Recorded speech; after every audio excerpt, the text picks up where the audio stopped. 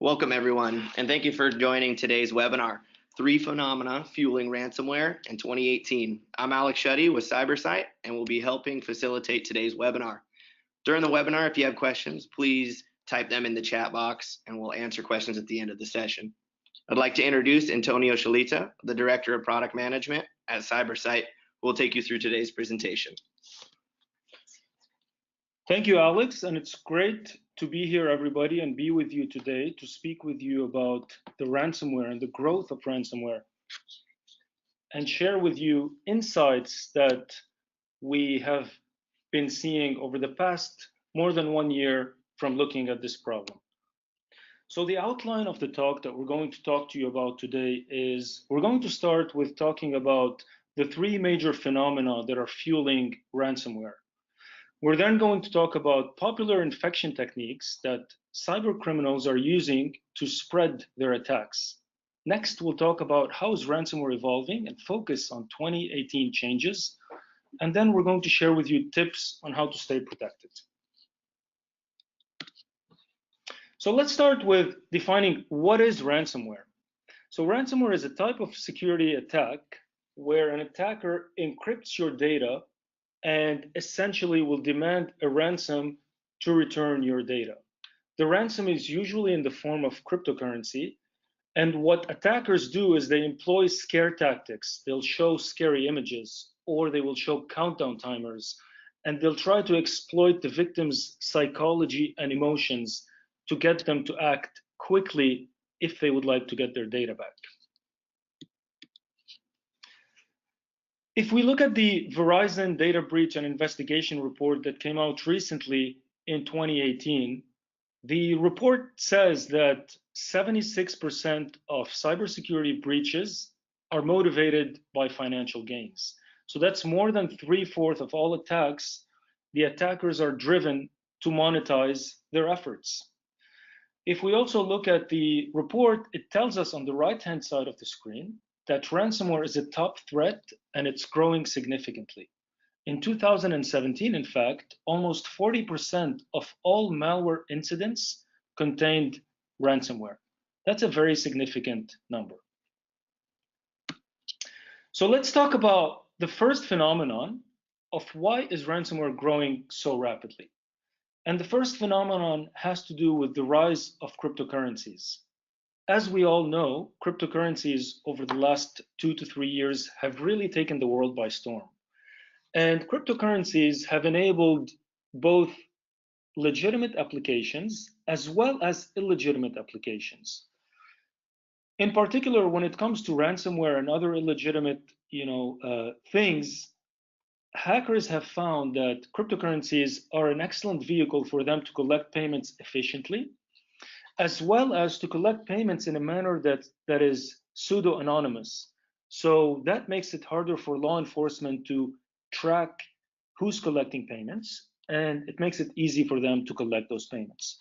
If you look at Bitcoin, Dash, and Monero, which are 3 cryptocurrencies that hackers are using to collect their payments, and if we take Dash as one of the examples of the cryptocurrency growth, the slide on your screen is showing us the growth of Dash in 2017. The Dash currency started in January of 2017, close to $10 a currency, and it ended the year at $1,600. That's a pretty phenomenal growth, and that's why hackers are using cryptocurrencies to mount their ransomware attacks. The second phenomenon that has been happening over the past year is what is known as ransomware as a service, or RAS. RAS has emerged on the dark web in 2017 and was actually labeled by Forbes magazine as the next great cyber threat. What RAS enabled attackers to do is to share their attack mechanisms and their phishing email campaigns and their tools and techniques with anybody that would like to take part of the action. So what we mean by that is that distributors of ransomware attacks now didn't necessarily have to be security savvy or technologically savvy. they can simply go on a RAS website like Spora, and they can obtain a new ransomware that's never been seen before, and they can launch their attack. And when the victim pays, the distributor will keep 70% of the ransom, and the author will typically keep 30% of the ransom. It's a revenue share model, and it's generated millions of dollars for some of the RAS campaigns in 2017.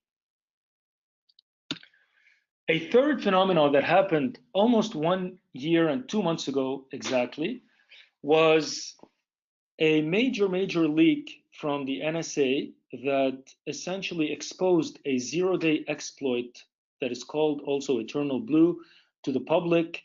And this exploit allowed hackers to combine it with ransomware functionality and launch a ransomware that spread over the SMB port, and used warm behavior to spread exponentially. So 1 month after this exploit became public, hackers combined it with WannaCry, and we've all heard of the headlines that WannaCry did in May of 2017 as it infected over 230,000 devices. And a month after WannaCry, in June of 2017, the NotPetya attack hit and was estimated to cause over $10 billion in damage, including, by the way, FedEx, which later that year reported that because of the NotPetya ransomware, they lost $300 million as they reported on their earnings call. So pretty significant financial damage and business disruption was caused by these ransomware attacks and the Eternal Blue exploit that leaked to the public. So now that we talked about the phenomenons, let's talk about the common infection techniques that hackers are employing to infect victims. The first and the most common technique that hackers are using to distribute their ransomware is through phishing email. In fact, some studies have shown that over 90% of ransomware attacks start by phishing email. And what typically happens in a phishing email is the attacker prepares a campaign of typically tens or hundreds of thousands of emails that they want to infect. They'll send a carefully crafted email to the victims. The victims will be tricked into opening the attachment. And if you think about it, the hacker only needs a small percentage of their 100,000 victims that they targeted to click their attack to generate money. So even if 1% of the 100,000 clicks, that's 1,000 victims that if they infect and if they get payment out of those 1,000, that can be a lot of revenues, incoming revenues for the attacker's business. So when the user clicks on the email, the malware unpacks itself and executes. So that means that the ransomware basically downloads typically an encryption key from an external command and control server that they're communicating with. And that encryption key encrypts your files usually in 60 seconds or less, sometimes more, depending on the sophistication of the ransomware and depending on the amount of files that you have on your system. And when the encryption completes, the last thing that usually the ransomware will touch is your desktop, and they'll show you a splash screen with those scary images on the ransomware note.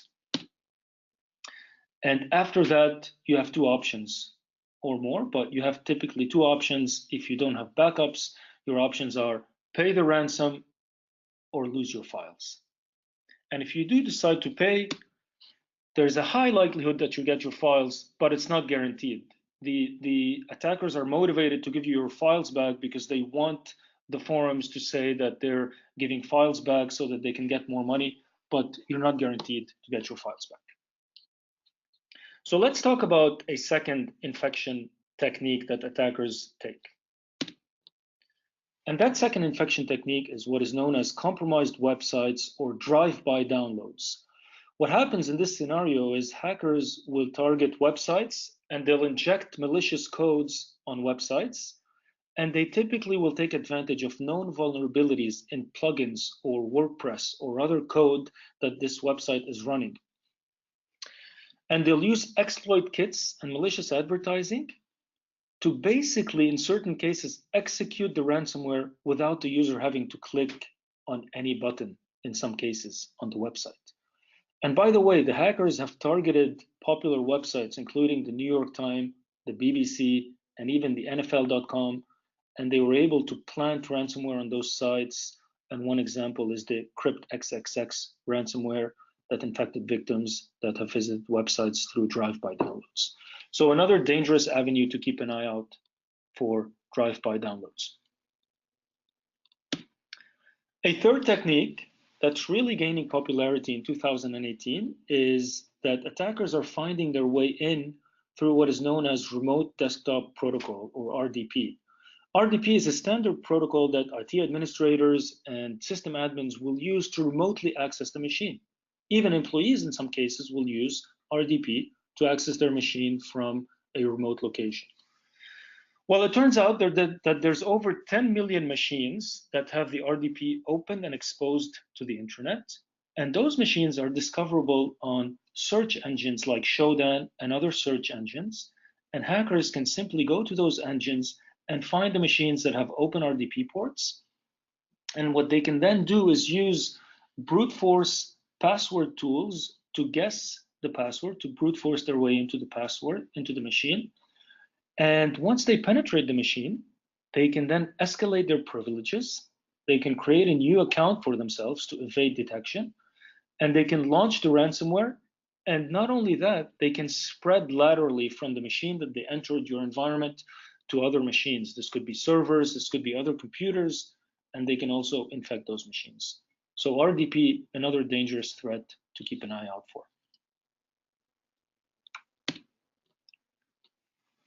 A fourth way that attackers are finding their way in to infect devices is through USBs.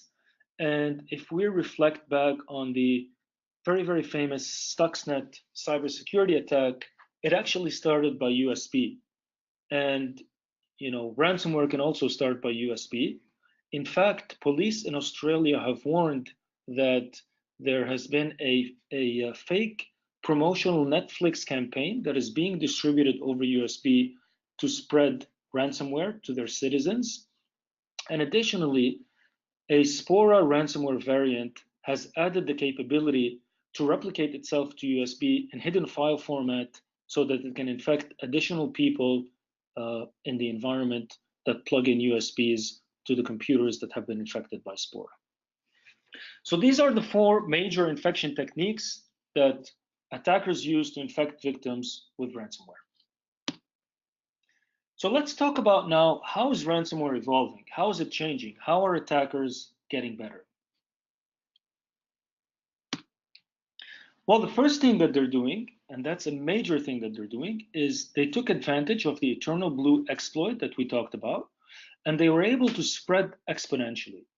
So what the Eternal Blue exploit enabled them to do by going over the SMB port 445 is that once an attacker convinces one victim on one computer to click on the ransomware, whether it's they came in through phishing or RDP or drive-by downloads or USB, once one victim is infected, the ransomware now is going to scan and spread to other devices inside your local area network.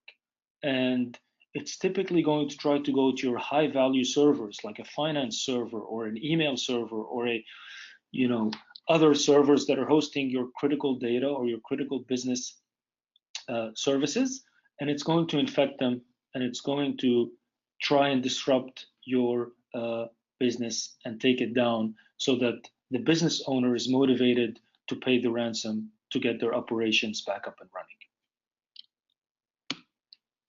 A second evolution that ransomware is doing is it's not settling for the C drive.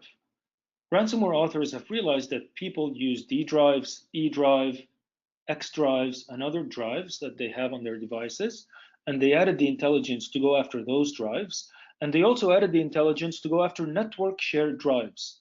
So it's trying to infect PCs, servers, and all the other drives that your system is connected to maximize the damage. A third evolution that ransomware has done is to go after your sensitive disk regions, most famously to go after your master boot record.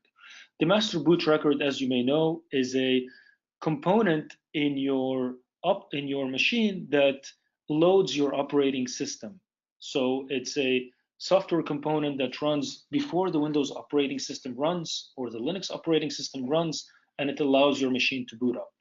Well, without your master boot record, if it's encrypted or corrupted, you won't be able to boot up your machine. Instead, the hacker is going to demand a ransom for you to pay to get back your master boot record and to boot up your machine. So that's a disruptive nature of a ransomware attack when they go after your MBR. A fourth evolution that ransomware is taking is that it's masquerading itself in different file formats. So what we're looking at on the screen here is a typical sequence of a phishing email. The phishing email comes in and it's going to have a zip file attached to it. The zip file, when you unzip it, is going to open a PDF. That PDF file could be an invoice, could be a presentation, could be a health record. The attacker will target the file name and the email content in certain cases to relate more to your business. So if it's a hospital, it's going to be a health record. If it's a financial firm, it could be an invoice, as an example. Well, then when you open the PDF is going to prompt you to open a Word document. And the Word document, the attacker is going to prompt you to enable macros. You're going to get a notification that says, this is a protected document, enable macros to access the document. And when you hit the enable macros button, this is what the attacker wants you to do, because macros is what's going to allow them to execute commands to download the malicious executable file from their malicious server on the outside, and that exe file is going to contain the code to encrypt your system. It's also worth mentioning, by the way, that some of the attackers and some of the ransomware attacks are even becoming fileless.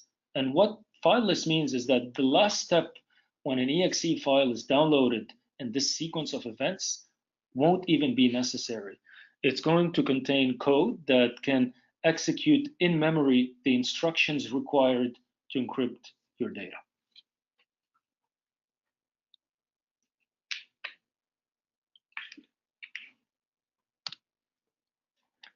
A fifth evolution that ransomware is taking is that it's starting to dabble in other cryptocurrencies. So what we mean by that is that the vast majority of ransomwares have been demanding payments in Bitcoin.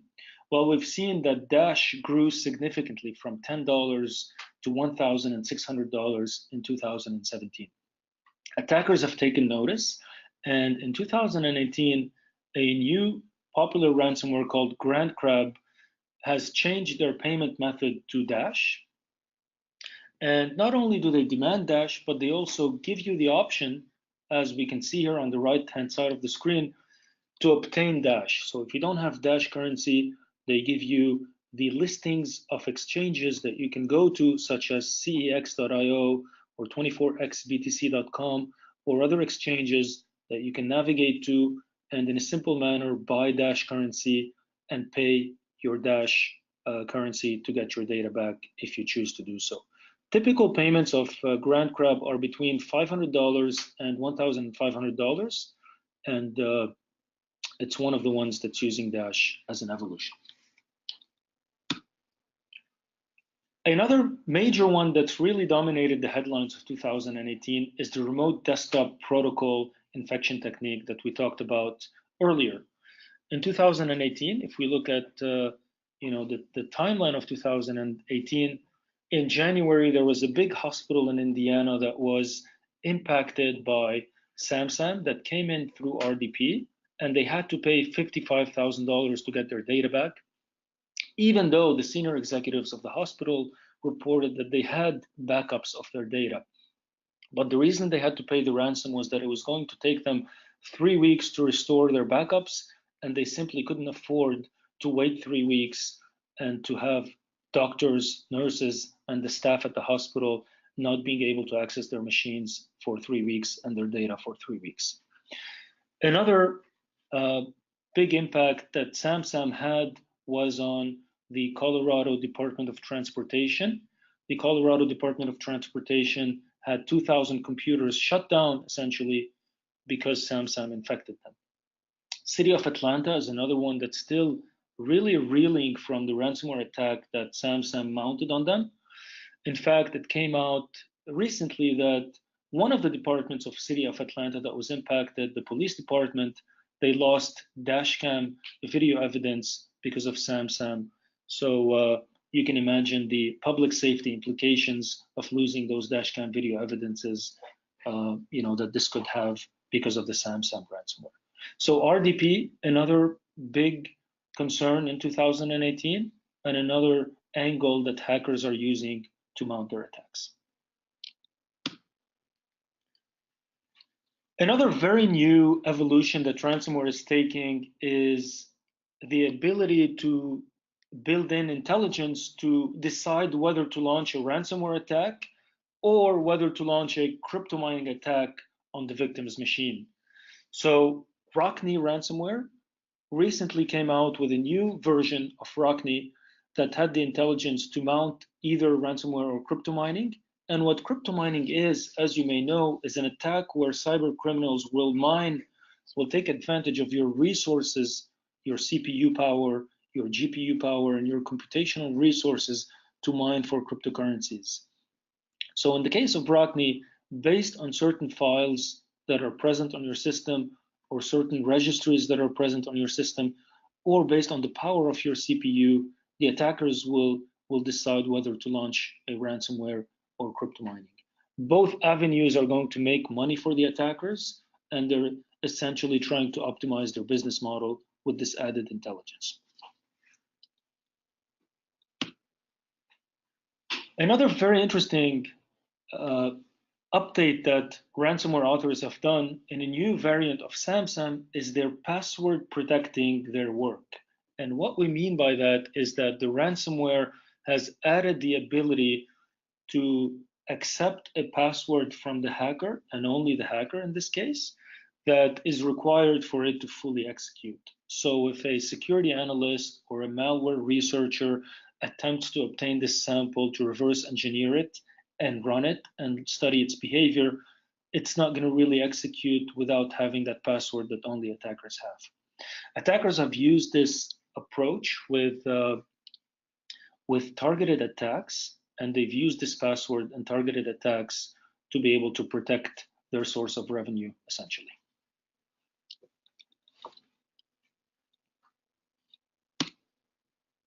So there's more evolutions. There's several more evolutions that we can talk about, but we would like to pivot a little bit now and talk about how you can stay protected. But if you're interested to learn more about those additional avenues of evolution of ransomware, please contact us and we can share with you white papers that we've wrote that talk about additional changes that the ransomware hackers have been taking. So let's talk about how you can stay protected. So we believe at CyberSight that an effective protection strategy is a layered protection strategy. So, a first important thing that you have to take as an organization to stay protected is to maintain regular backups.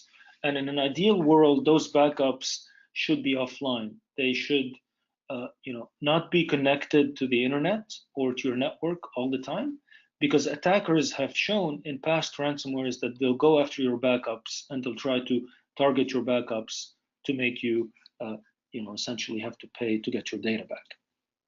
The second and very important thing that is prudent for people to do is to keep their software up to date with the latest patches and the latest versions. A lot of the attacks that we see out there in the world exploit known vulnerabilities, and it's important to update your software continuously to protect yourself from those known vulnerabilities. A third important thing that you can do to help protect your company is to adopt a security awareness training. At CyberSight, for example, every employee has to take a mandatory security training, and that really helps us, all of us, become more aware of certain, for example, social engineering attacks that attackers might take on your organization, or certain phishing email techniques that attackers might take on your organization, or certain drive-by downloads and malicious advertising that the attackers might take on your organization. So security awareness is another important element to stay protected. A fourth element is to limit your attack vectors. You want to close down open ports such as RDP, for example, if you're not using RDP. You want to limit the amount of devices that talk to the internet if certain devices in your lab, for example, don't have to talk to the internet. So limit your attack vectors will help you stay protected. Another thing that is also very, very important is email attachments. You want to be careful with email attachments, even if they look like they're coming from somebody that you trust or a senior leader in your organization or a partner or a customer. You want to be careful with opening email attachments. And when in doubt, don't do it and simply call the person that emailed you to verify that they indeed sent you the email that they sent you. Another thing that you can do and should do in your organization is to disable ActiveX and macros, especially in Word and Excel. Those are known avenues that attackers take to launch their ransomware attacks. And by disabling those, you can help limit your attack vector. You also want to disable PowerShell and Windows scripting capabilities, particularly on devices that belong to non-IT personnel in your organization. The average user, whether they're from a marketing department or a business department or a HR department or a finance department, typically will not need those capabilities to be running on their machines. It's recommended to also use least privilege mode. So what we mean by that is that ideally you want your users to be running under normal privileges and not elevated admin or system privileges. And by doing that, you make it more difficult for the malware or the ransomware to execute, because a lot of them need elevated privileges to be able to encrypt machines. Another thing that you may want to do is to consider using a managed security service provider, such as Proficio.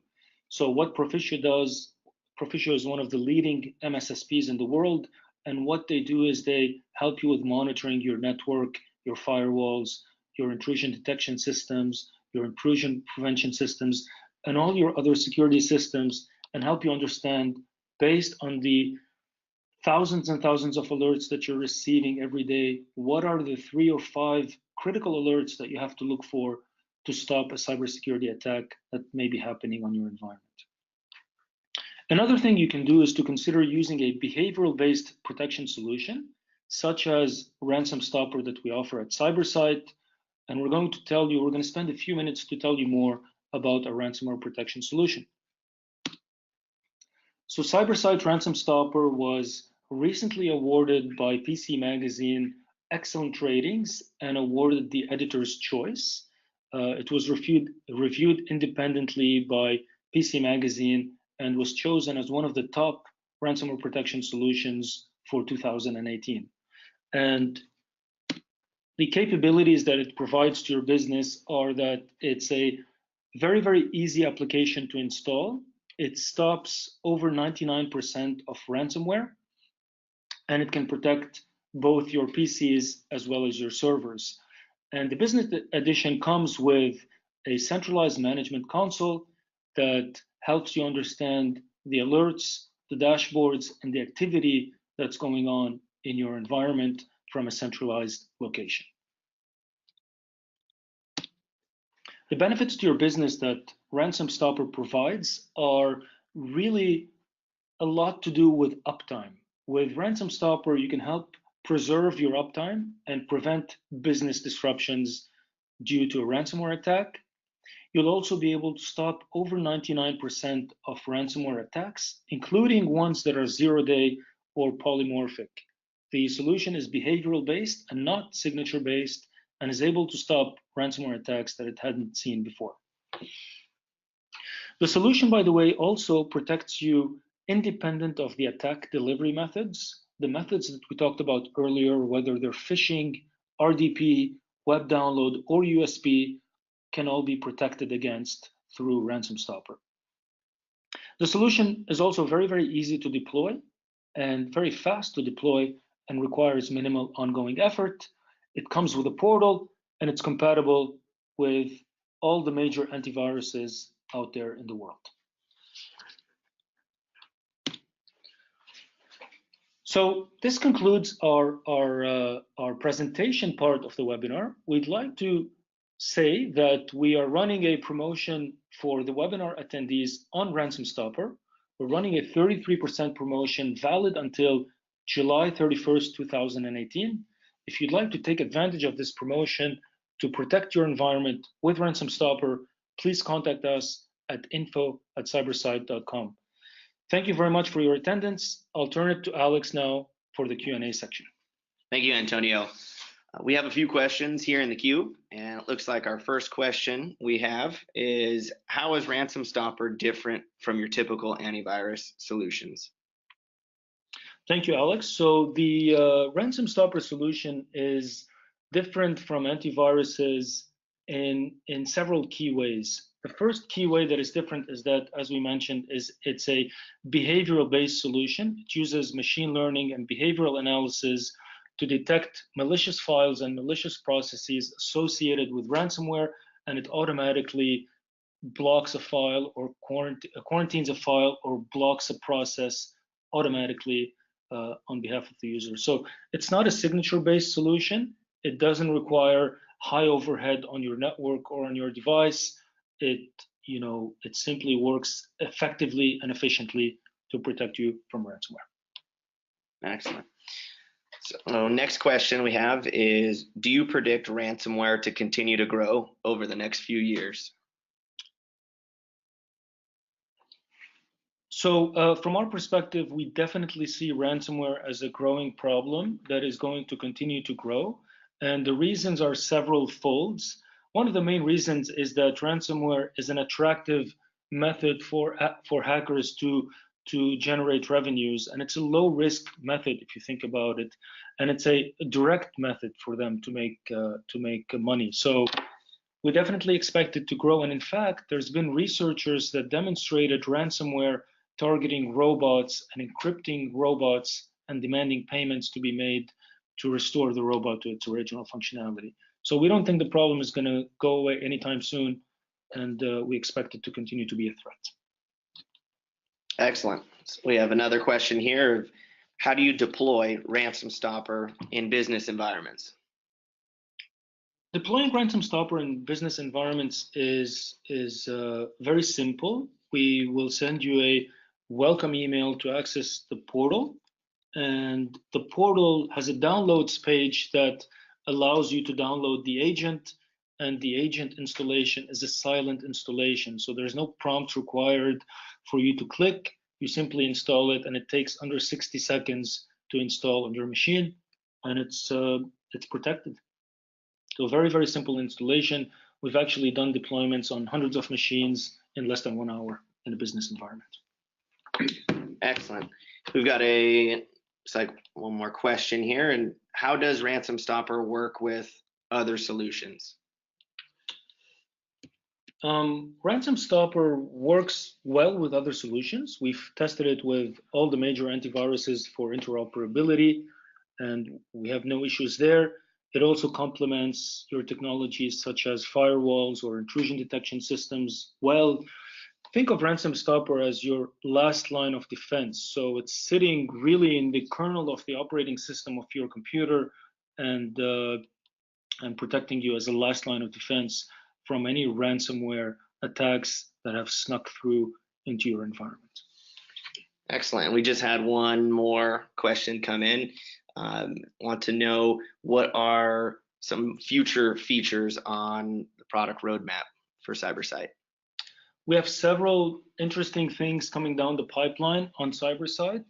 We plan to have a solution for file integrity monitoring, for user behavior analysis, and for lateral movement protection. And we're happy to discuss further with the interested person if you email us at info@cybersight.com. So those are all the questions in the queue. So I just want to thank everybody for attending. And if you have any further questions, as Antonio alluded to, is emailing us at info@cybersight.com. Other than that, thank you everyone for attending. Thank you, everybody.